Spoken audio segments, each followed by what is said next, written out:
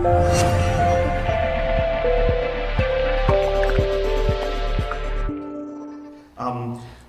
very carefully and deliberately using the term contextualized Islam rather than some of the other terms that you often hear thrown around like progressive Islam, reformist, modernist, liberal, right? All of those terms have a certain normative connotation to them. We're very purposefully focusing on the idea of contextualized religion because we do not wish to, nor do we feel the need to sort of prejudge the characteristics and content of that religion. So in short, one of the reasons we're not kind of talking in this project about progressive Islam is that we firmly believe that it is quite possible to have a highly contextualized yet thoroughly conservative approach to religion. Right? Contextualized religion does not necessarily mean liberal or progressive religion. And so we're trying to leave in our inquiry as much latitude as possible to kind of engage and play with ideas. You know, some of the kind of efforts that we've encountered, you know, in the sort of history of ideas work that we've done, have quite explicitly defined themselves in terms of being progressive. Or, you know, for example, in the more recent work of the Muslim Institute here in London, obviously Muslim Institute Mark II, not the original enterprise that Khalim Siddiqui set up all those years ago, which of course had a very different orientation to it, although some of the personnel, you know, have remained the same, and their emphasis on the idea of critical Islam. Again, I think a rather interesting term to use, and I think a rather profitable one intellectually, insofar as I at least understand that term first and foremost to mean that one is interested in asking questions about how social relations of power historically have operated to privilege and normalize certain interpretations of religion over others. Right? That when certain things get defined as orthodoxy, one should naturally be led to ask questions about how that came to be the case. Who got to decide that, and why is it that these people got to decide that this was orthodoxy? This is nothing unique to Islam. This has happened in every religious tradition.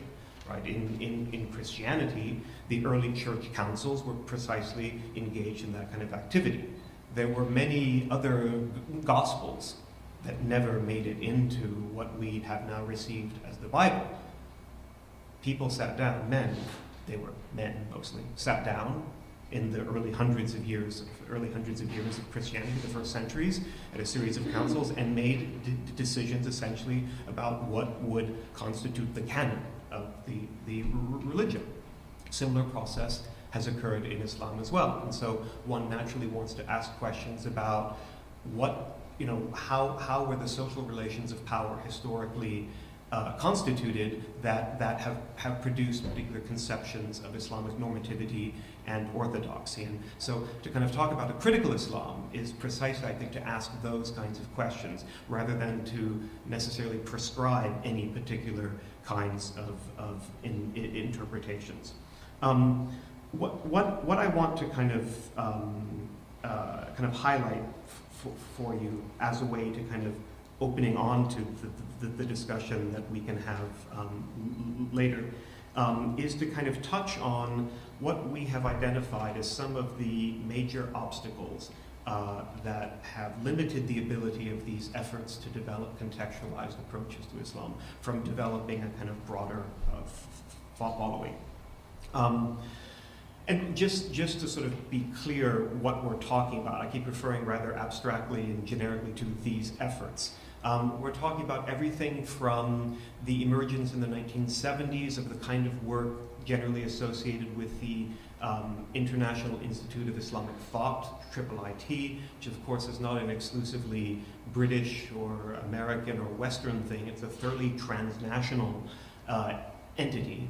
Much of my work is on transnational intellectual trends. That's why I've been interested in IIIT.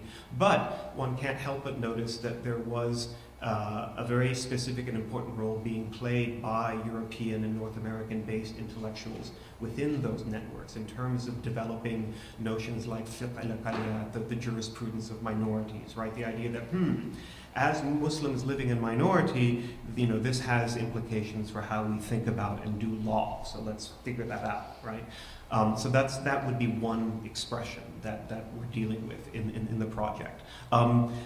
In some ways, the kind of clearest crystallization of it comes in the work of someone like Tariq Ramadan in his 1998 book, To Be a European Muslim, right? And the idea that it is possible to articulate and inhabit and live and advance confidently a form of Muslim identity that is thoroughly comfortable being in and of Europe, and yet at the same time thoroughly confident in its Muslimness, a sort of grounded and authentic conception of religious identity and practice.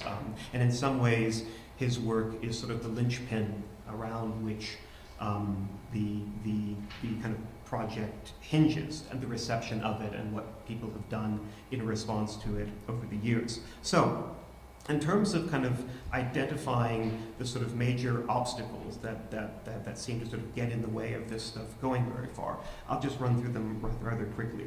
One, it's been our observation that much of the work done in this vein tends to be articulated in very highly intellectual, academic, elite terminology that one has to be very well educated in order to be able to read and understand. So if you've got university degrees and preferably postgraduate education, you can read some of the very astute and elegant intellectual acrobatics associated with doing some of this work.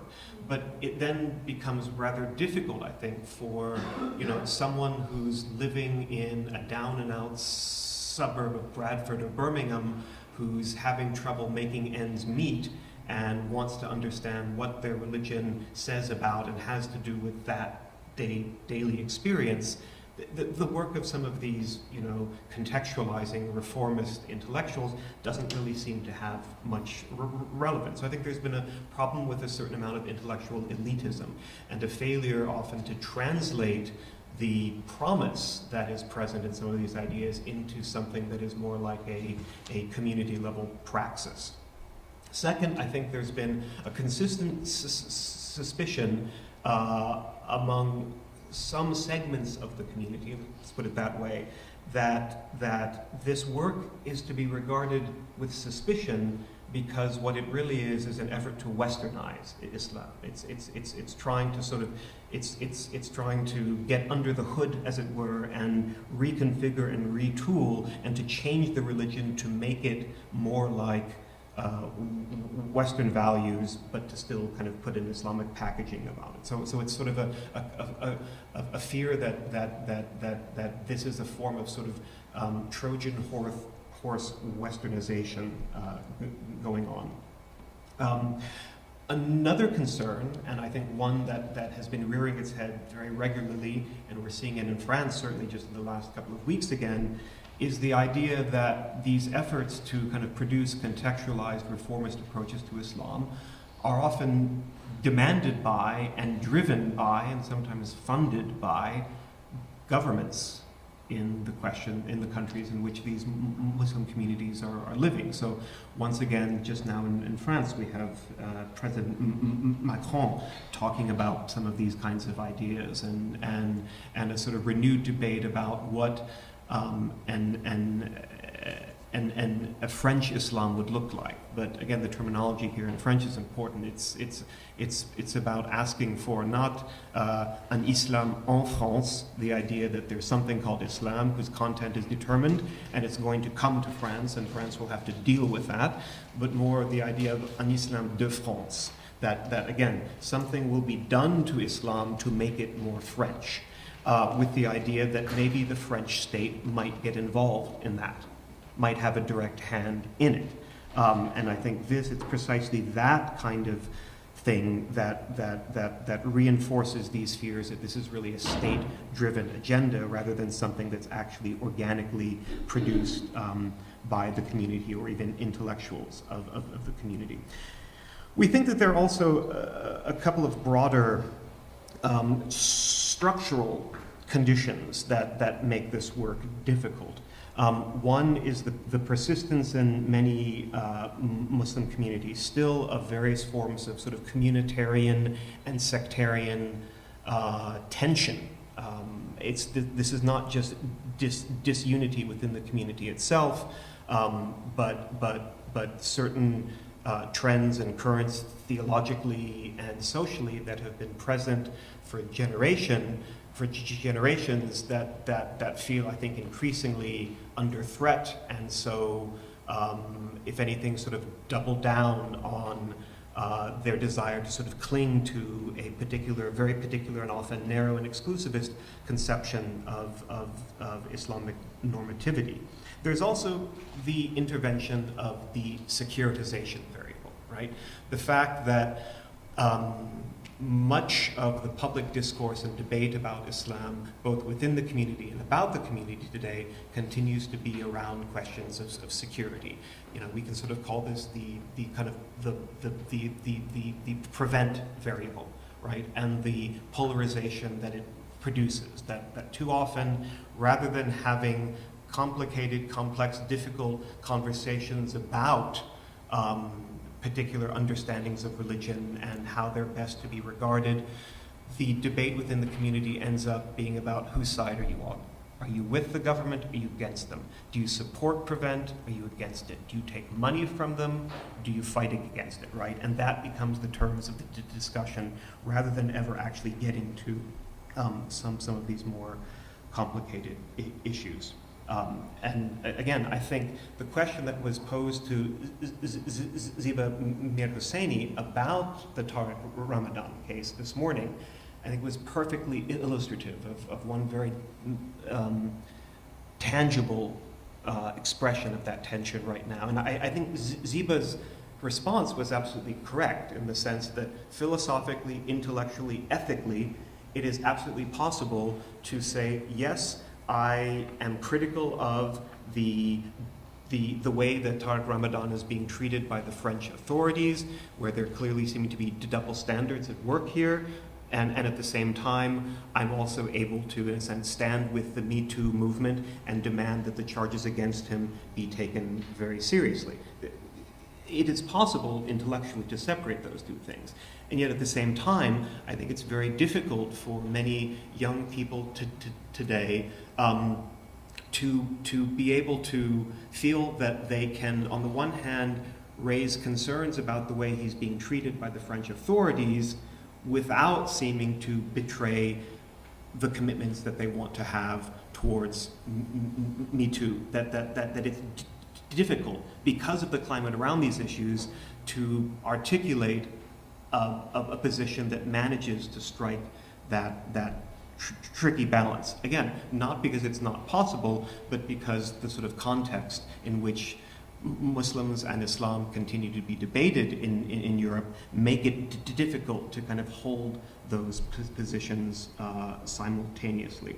And finally, and this is where I'll end up, is that we've found ourselves, I think, starting to be forced to question whether the kind of project of developing a contextualized Islam, British Islam, European Islam, whether that vocabulary, whether that framing really even holds currency anymore.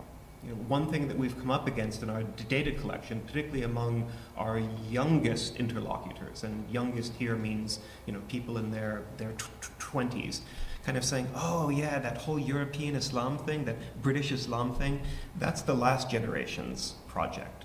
We're not interested in that kind of language. We're just doing our thing. Our commitments are not, we're not worried about feeling our way towards a religion that's comfortable here. Our commitments are towards specific causes. We care about race, we care about social justice, we care about the environment, we care about LGBT rights. And so we're going to do that, and we're going to find a Muslim engagement and articulation of that cause without needing to somehow ground ourselves in some particular Islamic project. And I think that is a very interesting trend to observe. So really all I've offered you today is a sort of reporting out of some of the preliminary findings of our project, but I hope that it will provide some fertile context for us to engage some of to kind of think about the sociology surrounding many of the very concrete day-to-day issues that are being discussed here at the conference. So thank you very much.